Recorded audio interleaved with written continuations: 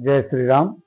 हमने पिछले एपिसोड में आदर्श जीवन के बारे में बताया था और समय के हिसाब से बताया था कि हमने 5 से 7 बजे के बीच क्या क्या करना चाहिए, वो मैं सारी चीज़ें उसमें बताया था। पिछले 2 एपिसोडों में मैं बता चुका हूँ। रात्रि में 7 बजे से 9 बजे तक भोजन कर लेना चाहिए, संवाद करना चाहिए और कृतज्ञता ज्ञापित करनी चाहिए।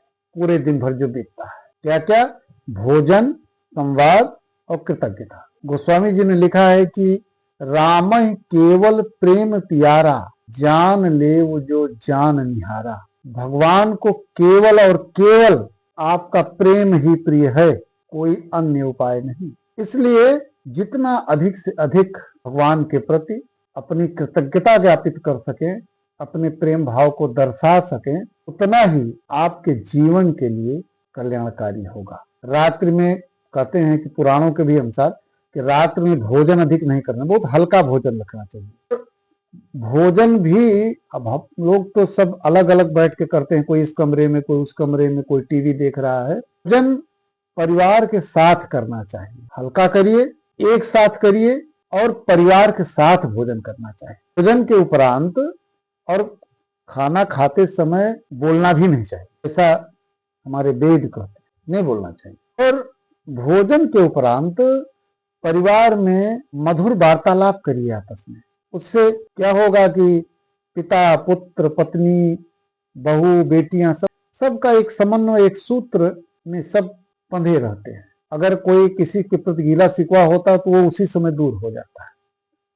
इसलिए परिवार के साथ मिलकर वार्तालाप करना ही चाहिए और सोने से पहले भगवान को दिन भर का धन्यवाद देना चाहिए कि प्रभु हमारा दिन बहुत अच्छे से बीता, आपकी कृपा ऐसे ही कायम रहे, बनी रहे हमारी। और एक चीज और ध्यान रखें, क्या न करें, आप जब आपस में परिवार में गपशप करते हैं तो किसी की आलोचना न करें। तो मैं पहले ही बताया था कि झूठ न बोलें, आलोचना न करें और सोने से पहले चिंता या क्रोध से भरे हुए विचार कभी न रखें।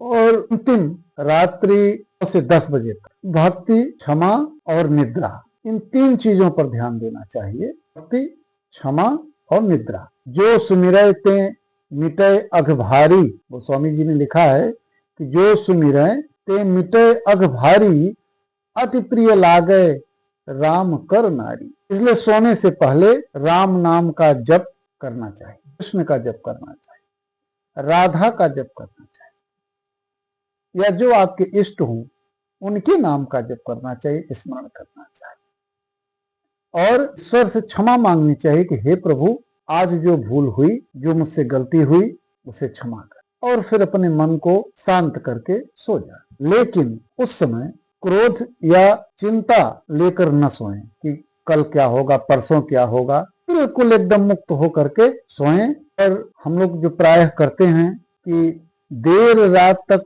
मोबाइल देखते हैं, टीवी देखते हैं, उन सब चीजों से भी बचें। अगर हम इस तरह की दिनचर्या, इस प्रकार की दिनचर्या अगर अपनाएं तो निश्चित रूप से व्यक्ति में शांत, बल, दया, विवेक, भक्ति और स्वास्थ्य स्वतः प्रकट होते हैं और उसका जीवन निश्चित रूप से राममय बन जाता है। जय श्री राम।